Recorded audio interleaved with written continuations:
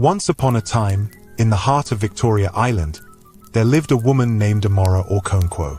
She was the kind of woman people stopped to stare at when she walked into a room, not just because she was beautiful, but because she carried herself like a queen. Tall, light-skinned, with sharp cheekbones and eyes that never smiled, Amora always wore designer clothes and never repeated an outfit twice. She lived in a white mansion surrounded by guards, flowers, and a tall black gate that never opened for strangers. People said she was heartless. They said she had no family, no friends, no one she trusted, just money. And they were right. Amora was alone. Her husband had died 3 years ago, and they never had children. Since then, she worked, traveled, and came home to silence. That was her life. But that life was about to change, all because of one rainy afternoon. The sky had turned dark that Thursday. Thick gray clouds covered the sun. Rain started to fall, slowly at first, then heavier and louder. The sound of thunder rumbled far away like an angry drum. Amora sat in the back seat of her black Range Rover. Her driver, Kalu, was moving slowly through traffic. He glanced at the rearview mirror. "Madam, should I take the Lekki shortcut? This traffic might hold us till night." Amora didn't answer at first. She was staring at her phone. A message had just come in from the board. "Meeting rescheduled to 5 p.m. Please confirm." She sighed and put the phone down. "Go through Ozumba. I don't care if it takes 2 hours." "Yes, Ma," Kalu said and turned the steering wheel. Outside, the rain splashed hard against the windshield. On the sidewalks, people were running, trying to find shade. Some had umbrellas. Most didn't. Cars honked. Street vendors shouted. Everyone looked like they were trying to escape something. Then the car stopped. A red traffic light ahead blinked. The wipers moved back and forth. Kalu was about to comment on the jam when Amora raised her hand slightly. "What's that?" she said, squinting through the window. Kalu looked too. "What's what, Mao?" "There, near that pole. That boy." Kalu turned and saw a skinny boy, maybe 12 years old, barefoot and shaking, holding 2 small babies, one in each arm. The babies were wrapped in what looked like nylon bags. Their clothes were soaked. Their cries were faint but sharp, even through the glass. The boy was standing in the middle of the road divider, his head bent, as rain poured down on all 3 of them. Kalu frowned. "They're always doing this begging trick, Ma. Some of them even rent babies." But Amora wasn't listening. Her eyes were fixed on the babies' faces. Something about them made her chest feel tight. She leaned forward, as if getting a closer look would explain what her brain couldn't. She whispered, "Those eyes." The left twin lifted her face briefly. Her eyes were hazel, the same rare, light brown color as her late husband's. It couldn't be, Amora thought. She blinked. Maybe it was the rain, or the streetlights, or her mind playing games. But then the second baby looked up, and the same eyes stared back. Her heart jumped. "Stop the car," Amora said quickly. Kalu looked confused. "Mao! I said stop the car, now." The driver hit the brake and parked by the curb. Amora opened the door and stepped into the rain, ignoring the water that hit her face and soaked her designer dress. Her heels sank into the muddy ground, but she didn't care. Kalu quickly followed her with an umbrella. "Madam, you'll catch cold. Please."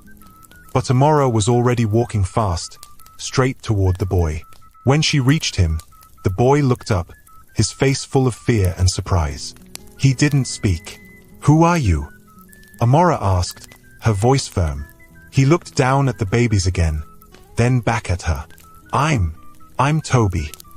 She crouched slightly, eyes on the twins. "They're yours." "Yes," he said, tightening his grip. "They are mine." She raised her eyebrows. "Your sisters?" He hesitated. "No, my daughters." Amora stepped back slightly. "You're what?" He nodded slowly. "I'm their father." Amora stared at him, unsure whether to be angry, shocked, or confused. "You're 12. I'm 13, he said quickly. She shook her head. And where is their mother? He looked away. She died when they were born. The rain kept pouring. The babies shivered. One of them began to cry again, weak and hoarse. Amora's lips parted, but she didn't know what else to say. The boy was clearly lying about something, or maybe everything, but the way he cradled the twins, it didn't feel like a trick. He didn't ask for money. He didn't stretch his hand. He didn't even move. Amora took a deep breath and looked back at her car. The wipers were still moving. Kalu was still holding the umbrella behind her. She turned to him. Bring them in. Mao! I said carry them into the car. Kalu stood frozen. Amora snapped, You want me to repeat myself in Igbo? No, Ma. Kalu stepped forward quickly. Toby looked scared and stepped back. Please don't take them. Amora raised her hand gently. We're not taking them from you. You're coming with us. I don't want to go to police. No police, she said, eyes soft. I promise. Toby hesitated. Then slowly, carefully, he followed her to the car. Inside the Range Rover, the heat was turned on. The twins were wrapped in Amora's scarf and one of her shawls. They stopped crying. Toby sat stiffly, water dripping from his hair, eyes darting around like a trapped animal. Kalu drove slowly. Amora didn't speak much. She just stared at the babies, their hazel eyes closed now, tiny chests rising and falling. She didn't know what this meant yet, but she knew one thing for sure. This was not a mistake. Something had brought her to them, and she was going to find out why. The car was quiet. Only the sound of the rain hitting the roof and the gentle hum of the air conditioner filled the space. Amora sat stiffly, her eyes glued to the two babies lying on her lap, wrapped tightly in her soft cashmere scarf. They were asleep now. Their small faces were peaceful, but their skin was cold. She could still feel how weak their bodies were when she carried them into the car. Toby sat at the edge of the back seat, his hands folded, wet clothes clinging to his thin body. His eyes kept bouncing around the car, from the expensive leather seats to the glowing dashboard lights. He looked nervous, like a child who had entered a palace he had no right to be in. Amora glanced at him, but she said nothing. She didn't know what to say. Her heart felt heavy, but her mind was moving fast, too fast. Questions kept piling up in her head, one after another. Who was this boy? Where was he from? How did he end up with twin babies in the rain? And most of all, why did they have her husband's eyes? The car turned into her estate. The long, curving driveway led to a giant white mansion, surrounded by tall palm trees and a wide fence. The gate opened slowly as the security guard recognized the car. Toby's mouth dropped slightly. He stared at the big house like it was a movie. You live here? He finally asked, his voice quiet. Amora didn't answer. She was still staring out the window. When the car stopped at the entrance, two uniformed workers ran out with umbrellas. One of them opened Amora's door.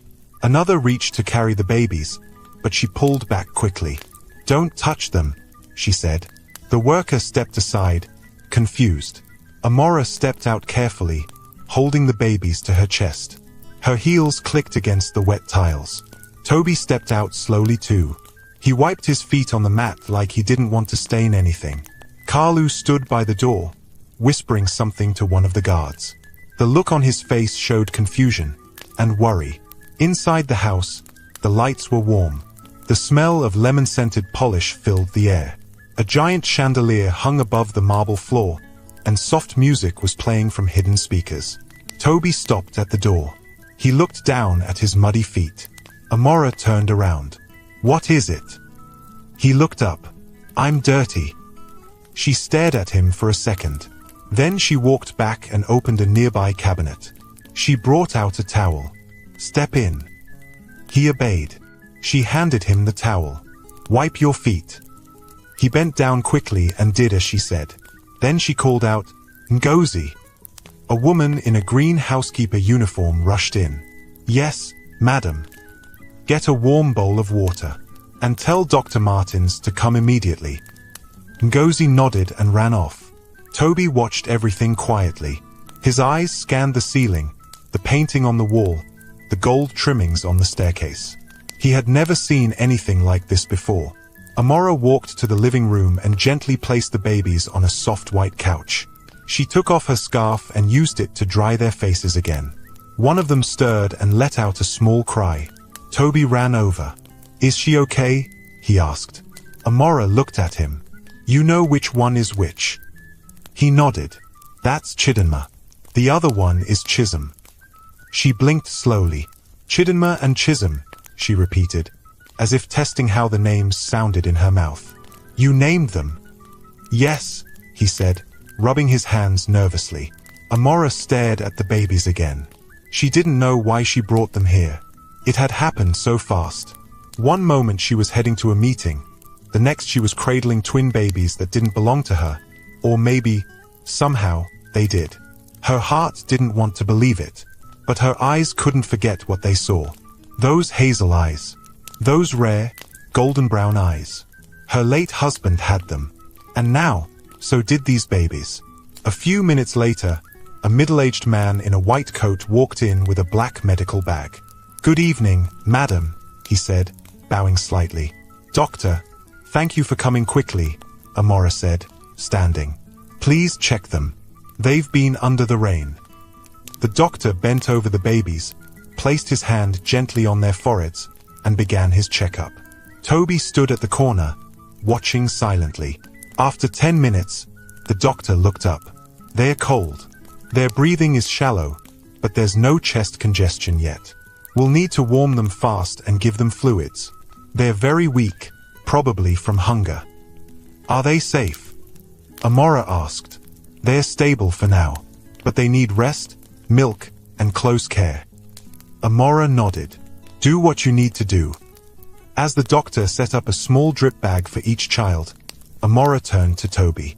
"Have they been eating?" He nodded slowly. "I try to feed them every day, but it's hard." "What do you give them?" "Sometimes pap. Sometimes soaked bread. If I get money, I buy milk. But most days, I don't get anything." She stared at him. "Where do you live?" Toby lowered his head. "I sleep at the back of the church, under the wooden shed." She blinked slowly. "Just you and the babies?" "Yes." "How long?" "Since Chidinma and Chisholm were born." "And before that?" "We stayed in a woman's kiosk, but she sent us away after my mummy died." Amora pressed her lips tightly. She didn't like the way her chest felt. It was tight, like someone had placed a heavy stone there. "Who was your mother?" "Her name was Adesua. She was a teacher." "And your father?" Toby hesitated. I don't know much. He used to visit sometimes. Not always. Just once in a while." Amora's breath caught. Her eyes locked on his. "What did he look like?" Toby looked confused. "I don't know. I was small. I just remember his eyes." "What about them?" "They looked like theirs." He pointed to the twins. Amora didn't answer. She turned her face away quickly. That night, the babies were placed in one of the guest rooms, in a clean, soft crib Amora's staff brought down from storage. The heater was turned on. Warm blankets covered them. Toby was given a warm bath and a new change of clothes, an old outfit from one of the gardener's boys. He ate rice and stew like someone who hadn't seen food in days. Then he fell asleep on a small couch near the baby's room, arms folded around himself. But Amora didn't sleep. She stood by the window in her bedroom, watching the rain fall on the garden below. She kept thinking about Dyke, her late husband. They had been married for 10 years. 10 whole years. He told her he loved her. He told her they were in this together. He told her it didn't matter that they couldn't have children, that they would travel, grow old together, be happy. But he lied. If these children were his, if that boy was telling the truth, then Dyke had betrayed her in the worst way, and he was not even alive to explain. At midnight, Amora opened her drawer. She brought out an old photo album, the one she hadn't touched in years. She flipped through it slowly. There he was, Dyke Okonkwo, smiling beside her at their wedding. Strong, tall, handsome, with those same hazel eyes. Eyes she used to fall in love with. Eyes she now saw in twin baby girls. Her hand trembled as she closed the album. She sat down on the bed, her face buried in her palms. "I need to be sure," she whispered. She stood up, picked her phone, and dialed Dr. Martins again. He answered sleepily. "Doctor, I need a DNA test." He sat up quickly. "Madam, I want you to run a DNA test on those babies. Compare them with Dyke's sample in the records. The one we submitted when doing his autopsy." "Okay. Yes, I remember. We have it on file." "Good. Start tomorrow." "All right, Ma. Are you okay?" She didn't answer that. She ended the call and stood still in the dark. She had just taken the first step. And deep down, she knew the truth was coming, whether she liked it or not. Morning came slowly. The rain had stopped, but the sky was still gray. The house was quiet. A calm kind of quiet that made you feel like something big was coming. Amora sat alone at the long dining table. She wasn't eating. A plate of untouched toast and eggs sat in front of her. Her fingers were locked together tightly. Her phone was beside her, face down. She kept staring at the table, but her mind was far away. Last night, she had ordered a DNA test. This morning, she was waiting for the doctor to collect the samples. She hadn't told anyone, not even the boy. She wanted to be sure first. She needed proof before she even allowed her heart to feel anything. But the truth was, her heart had already started to feel things. And that scared her. Footsteps came from the hallway. She looked up. Toby entered the dining room, holding a baby in each arm. He was barefoot, still wearing the oversized shirt they gave him last night. The twins looked much better, clean, dry, and quiet. One of them was sucking her thumb. The other had her head resting on Toby's shoulder. "Good morning, Ma," he said softly. Amora gave a small nod. "Sit," she said. He moved slowly and sat at the far end of the table. He didn't reach for the food. "You can eat," she said, her voice low. "There's more in the kitchen." He looked unsure. "Go ahead," she added. He placed the babies in a blanket on the floor beside his chair and began eating slowly, not rushing like before. He was learning to behave like he didn't expect the food to disappear. Amora watched him closely. He ate with both hands, breaking the bread into small bits before putting it in his mouth. He fed one of the babies a few drops of water from a spoon. He didn't speak unless spoken to, but he didn't look scared anymore either. "Are they always this calm?" she asked after a moment. He nodded. "Yes. If I feed them and hold them close, they don't cry." She looked at him carefully. "You said their names are Chidinma and Chisholm, right?" "Yes, Ma." "How old are they?" 7 months. She frowned a bit. "And you're 13? "Yes." Amora paused. "You're too young to be their father." He didn't answer. She leaned forward. "Toby, tell me the truth. Did your mother have them before she died?" He blinked quickly. "Yes." "So you're their brother, not their father?" He looked down. "Yes." She folded her arms. "Why did you lie?" He didn't speak for a long time. Then he said, "People don't help if you say you're just a brother. But when I say I'm their father, they listen." Amora let out a slow breath. "I don't like lies," she said. "I'm sorry." There was silence between them. Then Amora stood. "Finish eating. Dr. Martins will be here soon. I want him to check the twins again." He nodded, but didn't look up. An hour later, Dr. Martins arrived with a small black case. He greeted Amora politely and walked to the guest room, where the babies had been moved. He wore gloves, took swabs from the babies' cheeks, and placed them in labeled containers. Amora stood by the door, watching. "Will it take long?" she asked. 2 days, he said.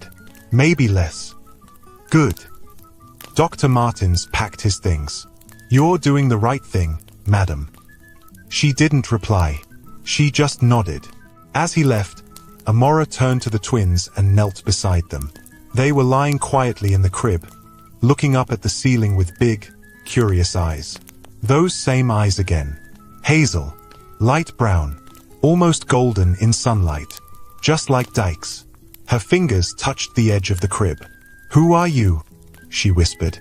That evening, Amora went to her late husband's old study. It was the only room she hadn't touched since he died. She had locked it up and left everything the way he liked it. Books on the shelf, photos on the desk, his suits in the closet. She stood by the door for a long time before opening it. The room smelled of dust and something else. Something old and quiet. She walked to the desk and Saturday. She opened the drawers one by one. Old bank statements. Pens. A half-finished crossword puzzle. Then she found a small wooden box. Inside it were letters. Love letters. Not from her. From someone else. She opened one. "Dyke, thank you for coming last weekend. Toby was so happy. I wish you could stay longer. I understand your life is complicated, but I want you to know I don't expect anything. Just come when you can. Love, Adesua." Amora's chest tightened. Another letter. "Toby asks about you every day. I tell him you are busy saving the world. I don't want him to hate you, so I always say good things. But Dyke, sometimes I wish you would just tell her. Tell your wife the truth." Amora closed the box. Her hands were shaking. She stood up and walked out of the room. She didn't cry. She just walked straight to her bedroom and locked the door. The next morning, Amora walked downstairs and saw Toby on the rug with the twins.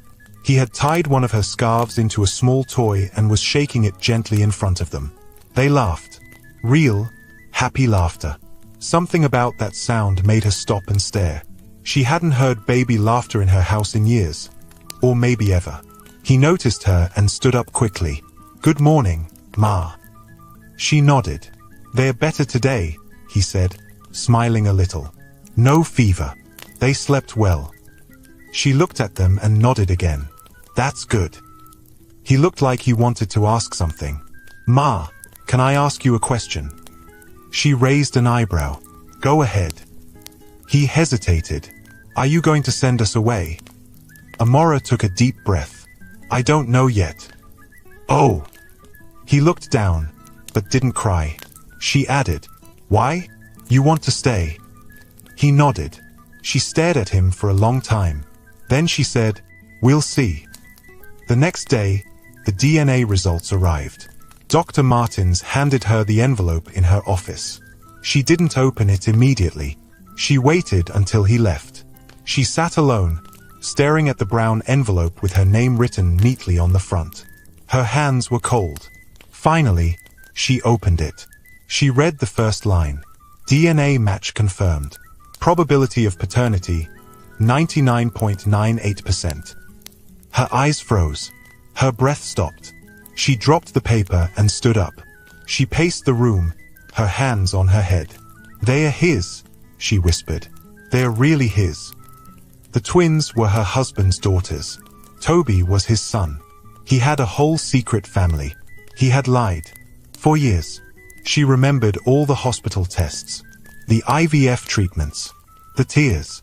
The shame. He always said it wasn't her fault. That maybe they were both the problem. But all this time, he was the one with children outside. Tears rolled down her face. She didn't wipe them. Later that night, she sat with Toby on the couch. The babies were asleep in the crib beside them.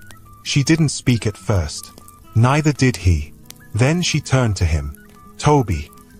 He looked at her. "Did you ever meet your father?" He nodded slowly.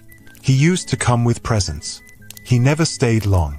Mummy said he had another life, but he came whenever he could." "Did he tell you his name?" "Yes. He said he was Mr. Dyke." Amora closed her eyes briefly. "Do you have any pictures?"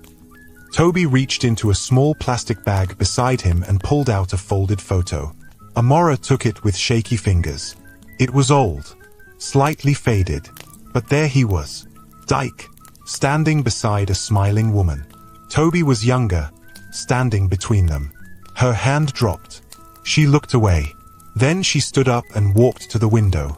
Outside, The sky was clear. But inside, a storm had started. Amora couldn't sleep. She lay in bed, staring at the ceiling, her body still but her mind racing like a car without brakes.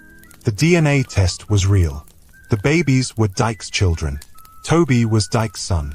Her late husband, the same man who told her they were in everything together, had built a secret life right under her nose.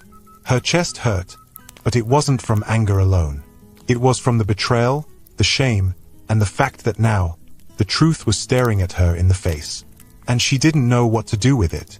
By morning, she had made up her mind. She needed answers. Not just papers or guesses. She needed to know who Adesua was. She wanted to know what kind of woman her husband had hidden for years. She picked up her phone and called the private investigator she had used once during a board dispute. His name was Mr. Folarin. Sharp man. Quiet, fast, and expensive. The call didn't take long. I want everything about a woman named Adesua. She lived in Inugu. She had a son named Toby and died 2 years ago during childbirth. I want to know where she lived, where she worked, who knew her, everything. The man didn't ask questions. He only said, "You'll hear from me before the day ends." Toby spent the morning reading a storybook to the twins. Amora stood at the staircase and watched from above. She didn't know what she felt anymore. Pity? No. It was deeper than that. Anger? Maybe. But it was mixed with guilt. She kept remembering the nights she cried herself to sleep, thinking she was the one who couldn't carry a child. And Dyke, he had children all along. He looked her in the eyes every day and said they were a team. She blinked slowly and turned away. Later that afternoon, Folarin called back. Her full name was Adesua Yume, he said. She taught at St. Luke's Primary School in Inugu. Very respected. Very quiet. She never married. Stayed in a one-room apartment behind the school. According to neighbors, she only had one visitor now and then. A man with a big car. She never mentioned his name, but some people said he came from Lagos. Amora gripped the phone tightly. Folarin continued. She died in a small clinic. Gave birth to twins.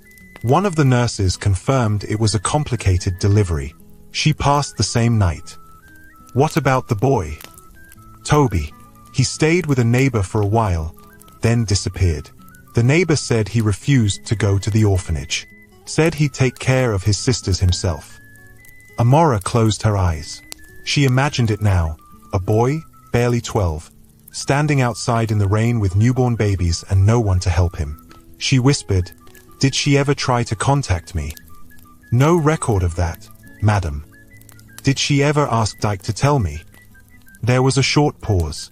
One of the letters she wrote, I got a copy from the neighbor who found it in her box, said, "Tell your wife the truth, Dyke. It's time." That's all. Amora swallowed hard. "Send everything to my email." "Yes, Ma." She ended the call and sat quietly on the edge of the bed. So it was true. Adesua wasn't just some random woman. She was a real person, someone who lived a quiet life, raised a child alone, and died bringing 2 others into the world. And Dyke, he gave her money, visited once in a while, and left her to face the world alone. That evening, Amora found Toby in the garden.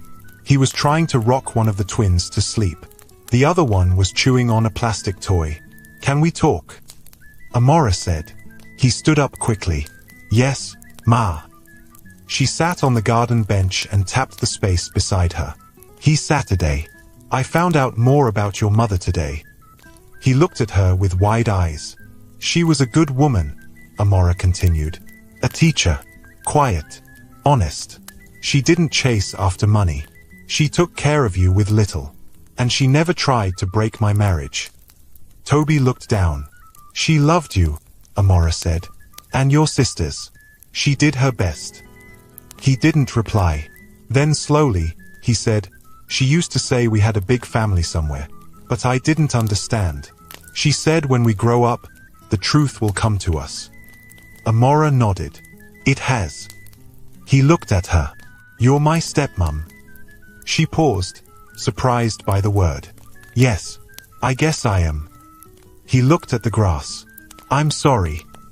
For what? For everything. She frowned. You didn't do anything wrong. He looked up.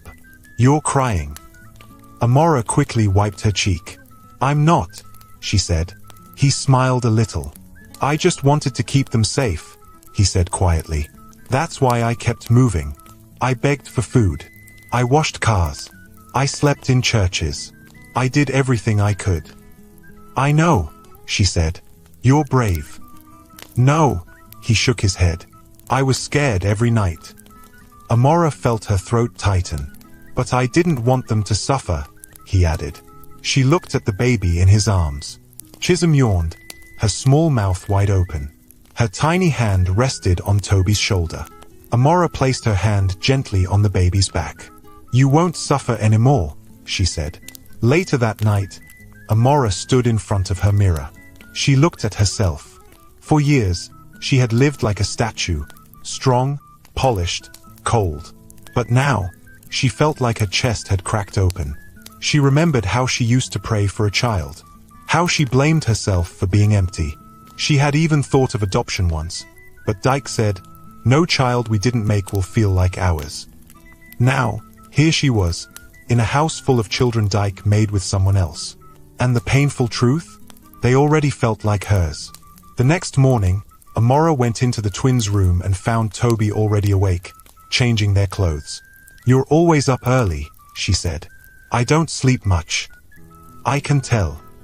She sat on the bed and watched him button Chidinma's shirt. Toby, she said, how would you feel if I made sure you never had to sleep under the rain again? He looked at her, confused. You mean stay here forever?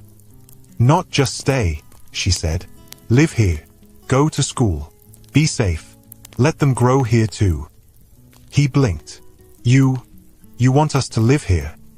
If you want to. He didn't reply. Then suddenly, he burst into tears. He cried like a boy who had been holding it in for years. He dropped on his knees and covered his face. Amora didn't move for a few seconds. Then she got up, walked over, and knelt beside him. She pulled him close and let him cry. You're not alone anymore, she whispered. I promise. The news didn't stay quiet for long. In a house like Amora or Okonkwo's, everything speaks. The guards, the drivers, even the housekeepers. And once the first whisper left the mansion gates, it spread like fire. By the next morning, her name was being spoken in hushed voices across the high streets of Ikoyi and the loud corners of gossip tables in Banana Island. She brought in a street boy. They say the twins are her husband's children. Did Dyke really cheat on her all those years? The rumors rolled and twisted like a storm, and Amora knew it wouldn't be long before the people who mattered most would come knocking, not out of care, but out of fear. Fear that she was about to change the balance of power in the Okonkwo Empire. And she was right. They came on a Sunday afternoon. 3 black SUVs rolled into her compound like kings arriving at war. Her head of security called her immediately. Madam, it's Chief Emeka Okonkwo, with 2 of his cousins. She stood from the reading chair in her private lounge and placed her cup of tea on the table. Let them in, she said simply. Downstairs, the front door opened. Chief Emeka was Dyke's elder brother, a bulky man with a sharp voice and a habit of speaking like the whole world owed him something. He walked in with his chest out, followed by 2 younger men in agbadas who wore dark glasses indoors. Amora didn't stand when they entered the living room. She only crossed her legs and looked at them. Good afternoon, she said. Chief Emeka didn't smile. We need to talk. I assumed that's why you're here. The youngest of the men hissed slightly. So it's true. Amora looked at him. What exactly is true? Chief Emeka didn't sit. He walked slowly around the room like he owned it. You brought a boy into this house. A boy with 2 babies. Babies that people are saying belong to Dyke. Amora said nothing. Chief Emeka's eyes narrowed. Is it true? She reached for a file on the table and slid it toward him. Read for yourself. He picked it up, opened the first page, and read the DNA report. His face didn't change, but his fingers tightened on the file. Where did you find them? He asked. In the rain. begging for food. He slammed the file shut. And you brought them into this house? Just like that? They're Dyke's children. He pointed at her. That doesn't mean they're yours. Amora stood now. They carry the same blood that runs through his veins. That means they carry part of mine too. The other man stepped forward. Madam Amora, with all due respect, we understand you're hurting, but this is a very serious matter. I know exactly how serious it is, she said, her voice low. Chief Emeka dropped into a chair finally. Do you know what people are saying? That you've lost your mind. That you want to hand over everything to strangers. They're not strangers, Amora snapped. They're his children. The ones he hid from me. The ones none of you cared to find after his death. The room was quiet. Then Chief Emeka leaned forward. You're about to destroy everything.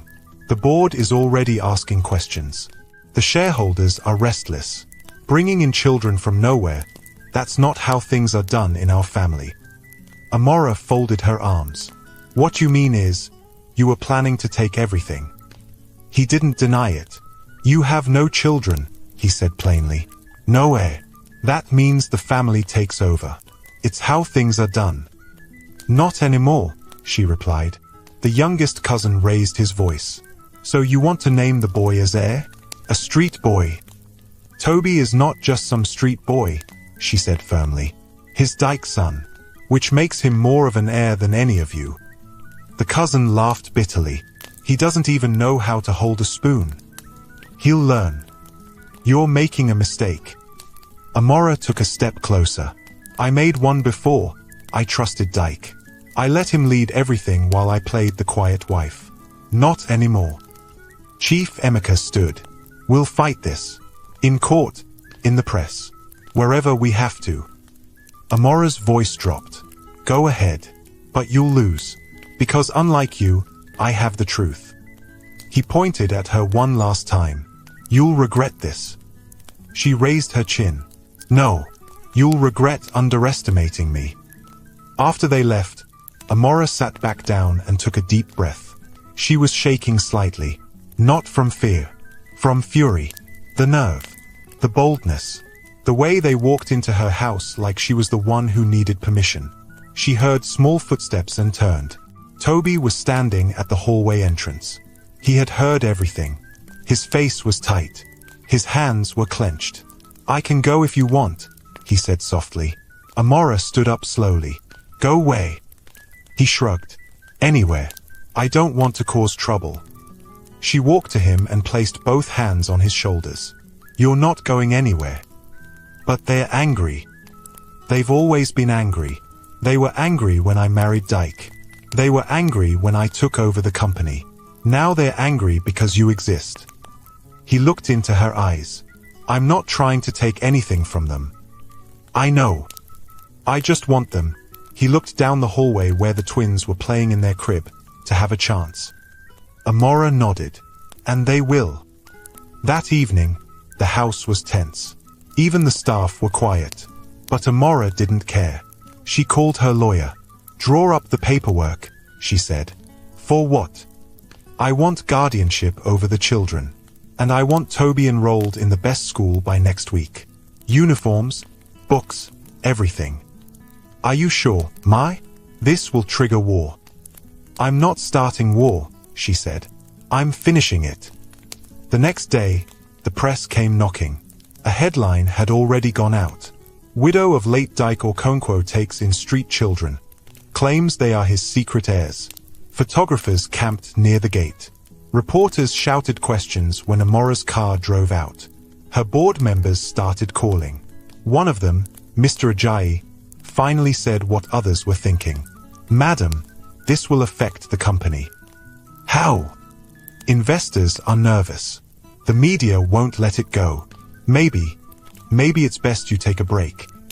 A break from my own company. Just for a while. Until this storm passes. Amora smiled and ended the call. By the following week, she held a press conference. She walked into the small hall wearing a plain black gown. No earrings. No makeup. Just truth.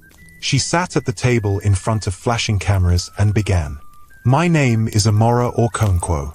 I am the widow of the late Chief Dyke Okonkwo, a man I loved deeply, and who, I recently discovered, had a second family outside our marriage. Murmurs rose in the crowd. She raised her hand for silence. I discovered this not through rumors, but through fact. I found his son begging in the rain, holding his twin sisters. I ran a DNA test. The results were clear. She held up the file. This is real. The room fell quiet again. I know this shocks you. It shocked me too. But truth doesn't care about feelings. It just is. She paused. Now some people believe I should hide them, erase them, pretend they don't exist. But I won't. Her voice became firmer. Those children carry my husband's blood, whether I like it or not. And unlike others, they never asked to be born in secret. They never lied. They simply existed. A reporter raised a hand. Madam, are you adopting them? I'm doing more, she said. I'm raising them. I'm giving them my name. And I will protect them, from family, from courts, and from people like you who think being born in the street makes you less human. Another reporter asked, what about the company? She smiled. I built half of it. I will not be pushed aside. The children are not here for your money. They are here because they deserve to live. A third reporter asked, what if Chief Emeka fights you? Then he'll learn what it feels like to lose. After the press conference, Toby waited for her at home. He had watched it on TV. When she entered the house, he ran to her and hugged her. You said all that? He asked. She nodded. He looked up at her with wet eyes. Thank you. Amora didn't reply. She just held him tighter. 3 days after the press conference, everything in Amora's world changed. Her phone didn't stop ringing. Some calls were from investors pretending to be concerned. Others were from board members, warning her that she was ruining her legacy. One caller shouted at her. Another begged her. One even tried to bribe her to handle the matter privately. Amora listened to them all, but she didn't change her decision. She had made her choice. Toby and the twins were her family now. One morning, she stood in the twins' room, watching them sleep. Their chubby hands rested on their tiny bellies. Their breathing was slow and sweet. She smiled gently. Toby entered quietly, holding his school bag. He was dressed in his new school uniform. White shirt tucked neatly into navy blue trousers, socks pulled high, and shiny black shoes on his feet. You look sharp, Amora said, smiling. He blushed a little. Thank you, Ma. You ready? He nodded. Yes. She bent and adjusted his collar. You'll do well. Toby looked down. What if the other students laugh at me? She paused. Then you hold your head high. You've faced things no other boy your age has. You've taken care of babies. You've begged in the rain. You've survived. He looked up at her slowly. So, I'm not just some boy. Amora's voice became firm. You are not just anything. You are strong. You are smart. And you belong. He smiled, eyes glistening. She reached into her purse and handed him a small notebook. What's this? He asked. Your dreams. Write them in there.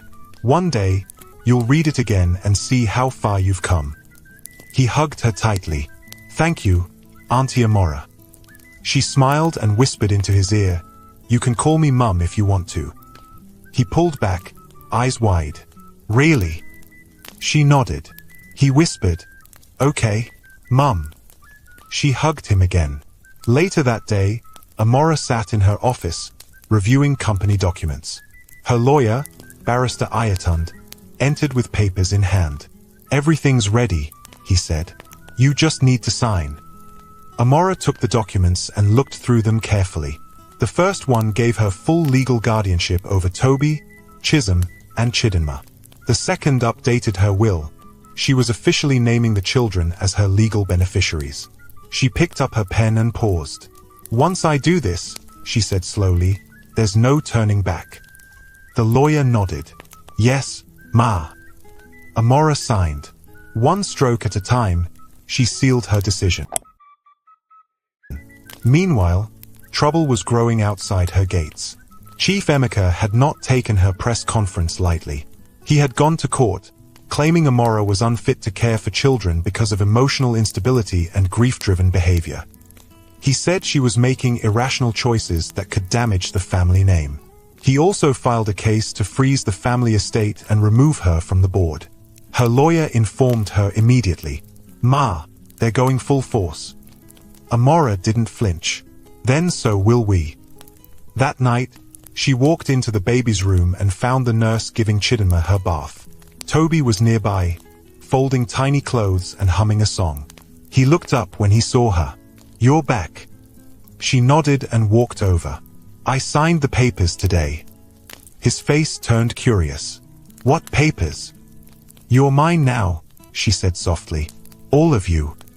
He froze. "You mean, you adopted us?" She smiled. "Yes." He ran into her arms. This time, he didn't cry. He just held on tightly. "You're not going back to the street," she whispered. "Ever again." The next morning, the real storm began. Amora's name was all over the news again. Court battle over billions. Dyke's widow and secret children caught in legal fire. Some called her foolish. Some called her brave. Many didn't know what to think. The courtroom was packed on the first day of hearing. Amora entered in a dark blue suit, heels clicking on the floor. Her head was held high. Behind her was Barrister Ayatund, calm and sharp. Across the room sat Chief Emeka and his lawyers. The judge entered. The courtroom rose. When it was time to speak, Chief Emeka's lawyer stood. "My lord, we are here to protect the legacy of the late Chief Dyke Okonkwo. The woman before you is grieving. Yes, but she is also unstable. She has taken in unknown children based on rumors and is trying to hand over everything our client built to strangers." He turned to the judge. "We ask that her control over the estate be suspended and that the children be removed from her custody until we can confirm their identity." The judge nodded slowly and turned to Amora's side. Response. Barrister Ayatun stood and held up the DNA report. "My lord, there is no rumor here. There is fact. Scientific proof that these children are indeed the biological offspring of the late Chief Dyke. That alone gives them a rightful place in this family." He placed the papers on the table. He continued, "But more than blood, we must ask, what is family? Is it just name? Or is it love, sacrifice, and truth? Because if it is the latter, then Madame Amora is already their mother in every way that counts." The room was quiet. The judge looked from one side to the other. He leaned forward. "I will review the documents and give my ruling in 3 days." Court dismissed. Outside, the media flooded her. "Madame Amora, are the children really Dykes? Why are you doing this? Is this about revenge?" She ignored them and entered her car. Her face was calm, but inside, her heart was beating fast. She had shown the world the truth. Now she just had to wait and see if the world cared about truth at all. Back at the mansion, Toby met her at the door. "How did it go?" he asked. She forced a smile. "We'll know soon." He looked worried. "If they take us away?" "They won't," she said firmly. "But if they do?" She placed her hands on his shoulders. "Toby, look at me." He looked up. "No one is taking you. You hear me?" He nodded, but she saw the fear in his eyes. And that broke her more than any courtroom ever could. 3 days later, the ruling came in. The judge's voice was clear as he read. After reviewing the submitted evidence, including DNA results, statements of care, and witness reports, the court sees no reason to remove Madame Amora Okonkwo from her legal guardianship over the minors in question. Her actions, while untraditional, have been found to be in the best interest of the children. Amora's breath caught. The judge continued. Furthermore, the estate remains under her control, and the board shall respect the late chief's family rights as they now stand. Case closed. There was silence. Then Emeka's lawyer stood angrily. "We will appeal." The judge replied, "You are free to try. But the court has spoken. Amora stood quietly. She turned to Emeka. Now what? He scowled. You think this is over? She smiled. No, but it's my turn to win. Outside the courtroom, reporters followed her again. She stopped this time. I didn't fight for power, she said. I fought for 3 children who were forgotten. One of them saved their lives. Now I will spend the rest of mine saving his. She walked past the cameras. That night, she came home and found Toby waiting. His face told her everything. You heard. He nodded. You won. She sat beside him. No, she said. We won. The court battle was over, but the damage it left behind was still in the air. The house felt different now. It was quieter, not because there was silence, but because everyone was still trying to breathe again. Amora sat alone in her room the next morning, sipping tea. The sunlight slipped through the curtains. It should have been a beautiful day. She had won. She had protected her late husband's children. She had kept Toby and the twins safe. But her heart still felt heavy. She had fought so many people. Her late husband's family, the board, the court. But there was still one person she hadn't truly faced yet. Herself. She stood from her bed and walked to the mirror. Her eyes were tired. Her face looked older. She remembered the Amora from years ago. The woman who laughed easily. The one who wore soft pink lip gloss and danced barefoot in her living room with Dyke after dinner. The one who believed in forever. That Amora was gone. And maybe she needed to say goodbye to her now. For real. Downstairs, Toby was sitting on the floor of the living room, playing with the twins. He had arranged some blocks into the shape of a small house. Chidima knocked the blocks down and laughed. Chisholm clapped her tiny hands. Amora watched from the stairs without saying a word. Toby had changed. His hair was neater. His eyes were brighter. He had grown taller too. But it wasn't just on the outside. He now walked like someone who belonged. Not someone expecting to be kicked out at any minute.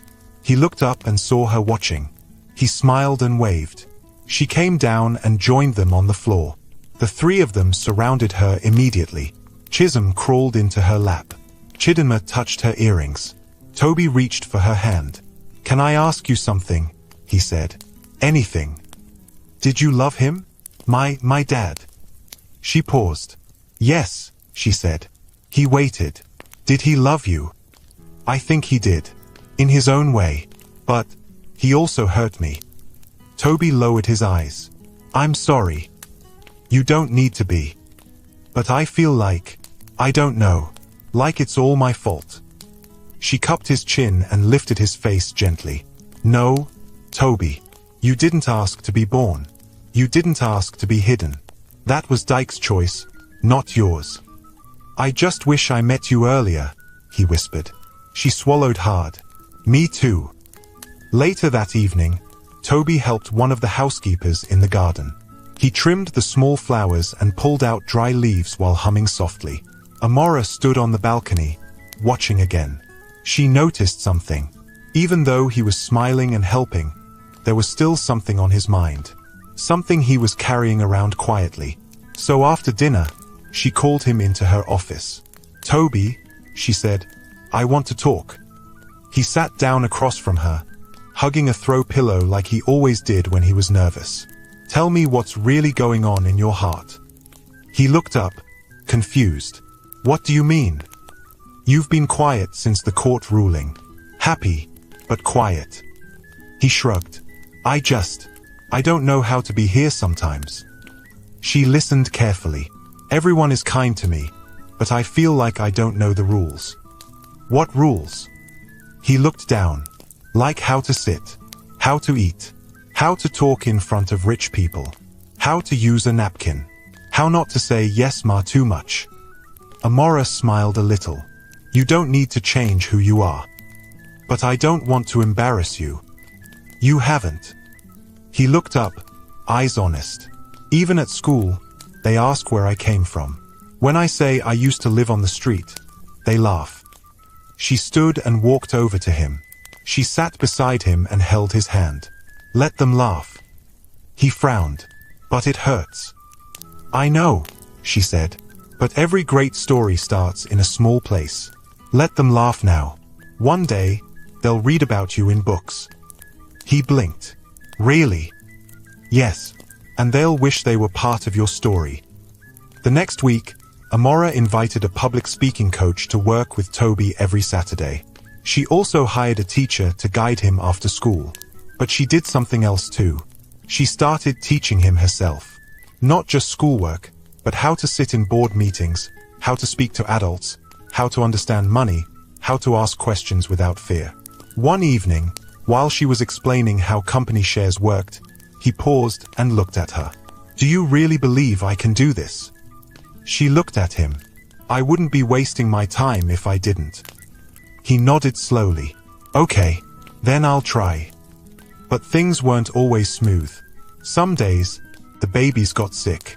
Some nights, Toby woke up from bad dreams. Other times, the pressure of trying to be good enough made him cry. Once, he screamed at the nanny and ran into his room. Amora found him on the floor, head in his hands. I'm tired, he whispered. What if I fail you?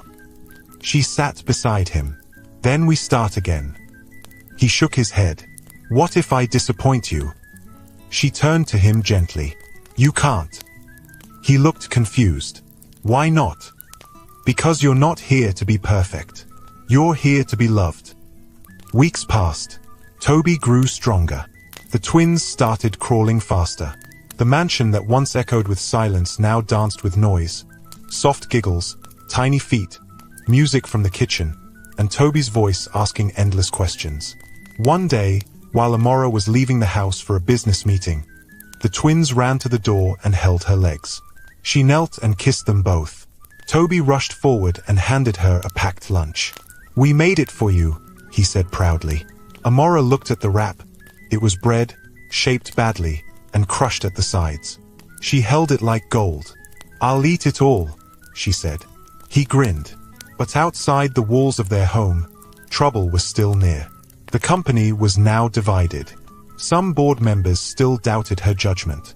A few were angry that she had rewritten her will and named outsiders as beneficiaries.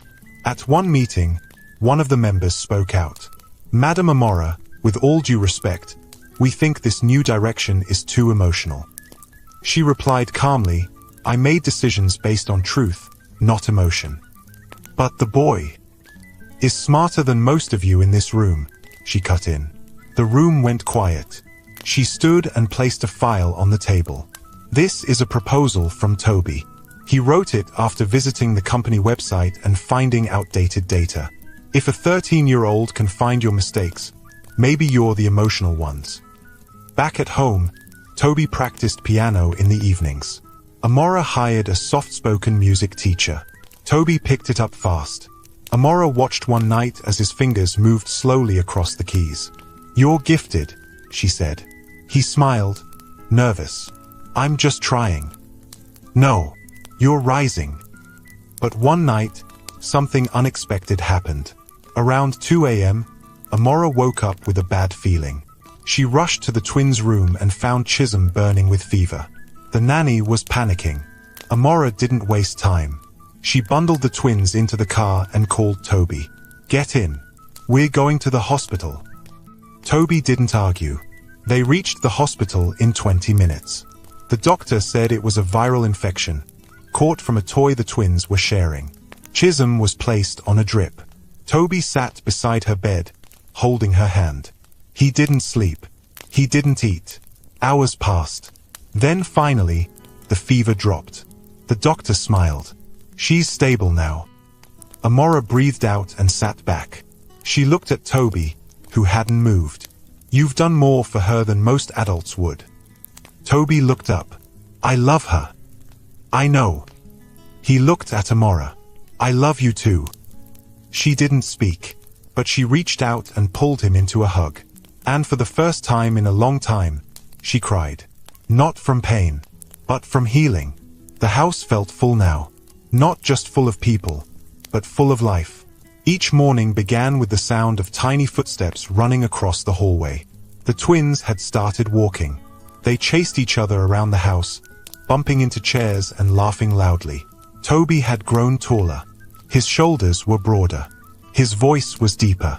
And more than anything, his eyes had changed. There was no fear in them anymore. No shame. No confusion. Only confidence. Amora stood at the edge of the living room one evening, holding a warm cup of tea in her hands. She watched as Toby sat with Chisholm and Chidinma, helping them arrange plastic plates on the floor like it was a restaurant.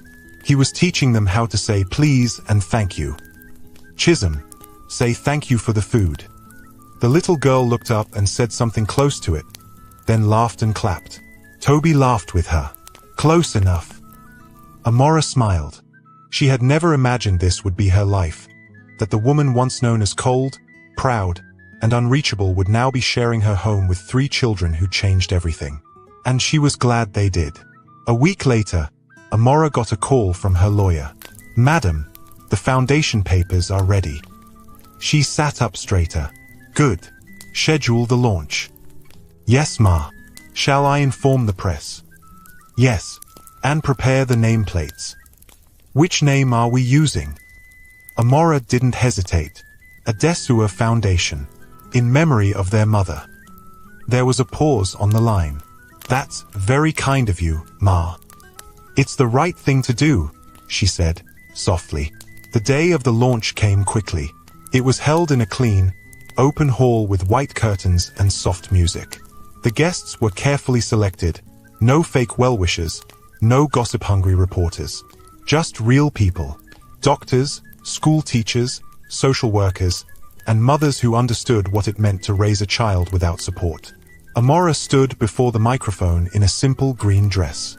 Toby stood beside her, dressed in a black suit and tie, holding a framed photo of Adesua. The twins sat with their nanny in the front row, wearing matching dresses with white ribbons in their hair. Amora began. Today is not about money, or image, or power. It's about life. It's about love. It's about second chances. The room was quiet. She continued, this foundation is named after a woman I never got to meet, but who gave me the greatest gift of my life, her children. Her voice shook slightly, but she kept speaking. She raised Toby with grace, strength, and silence. And when she left this world, she left behind 2 daughters who carried the same light.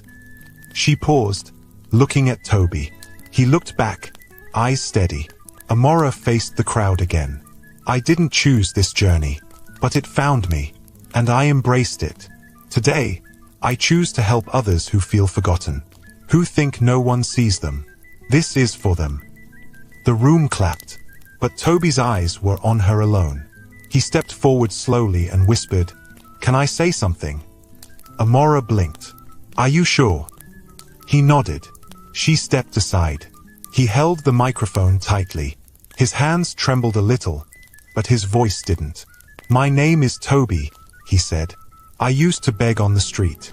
I carried my baby sisters through rain, through dust, through hunger. I used to think life would never get better. A few people leaned forward.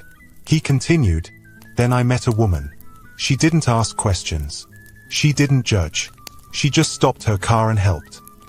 He turned to look at Amora. I didn't know who she was. I didn't even think she would remember me the next day. But she did more than remember. She stayed. She cared. She fought for me. He looked at the crowd again. Now I don't just have a roof over my head. I have a name. I have a future. And I have a mother. His voice broke slightly. He smiled through tears. She didn't give birth to me, but she gave me life. The entire room stood up. Amora wiped her face, eyes full of tears. She walked over and hugged him tightly. The cameras flashed, but neither of them noticed. That night, back at the mansion, the twins fell asleep early. Toby changed into his pajamas and stepped out to the backyard where Amora sat under the stars. He walked up beside her and sat quietly. The night breeze was cool. The sky was full of stars. Thank you for letting me speak, he said. You spoke from your heart, she replied. He looked at her. Do you ever miss him? She didn't need to ask who. She nodded. Yes, I miss who I thought he was. Toby looked down. I think he would have been proud of you. Amora smiled. Maybe, but I don't live for his approval anymore. There was a silence. Then he asked, do you think he ever truly loved you? She was quiet for a long time. Then she said, I think he loved what I gave him, but not enough to give everything in return. Toby nodded slowly. I'm sorry he hurt you. Amora turned to him. But he also gave me you. So maybe the pain led to something beautiful. He smiled. Then he asked a question he had never asked before. Why did you stop that day? What day? The day you saw me in the rain. You didn't know me. You didn't know who we were. But you stopped. She thought back to that moment. The traffic. The crying babies. The tiny boy shielding them with his body. And those hazel eyes. I don't know, she said softly. Something about you pulled me. I was scared, he whispered. I was too, she said. But I couldn't drive away. He looked at her again.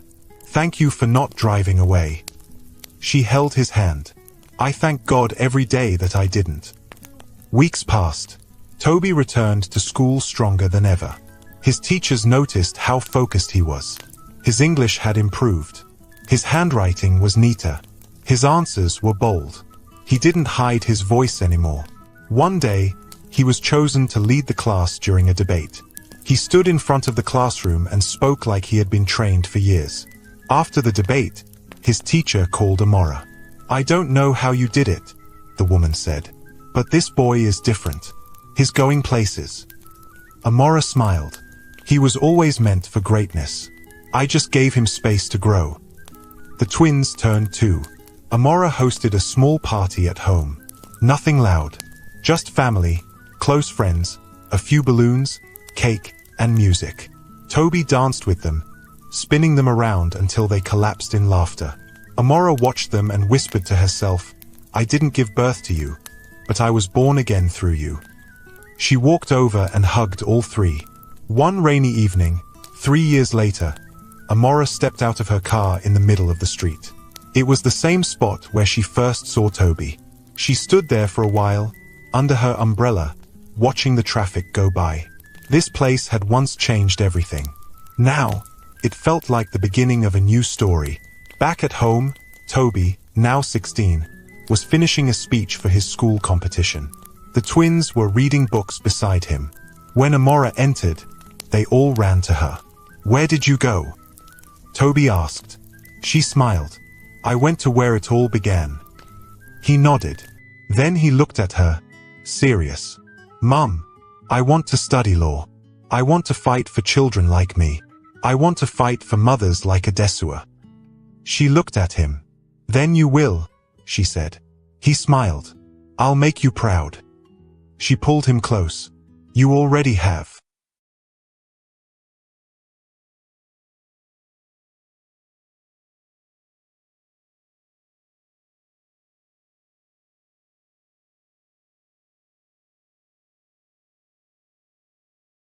If you enjoyed this video, please share it so others can watch and learn from it too.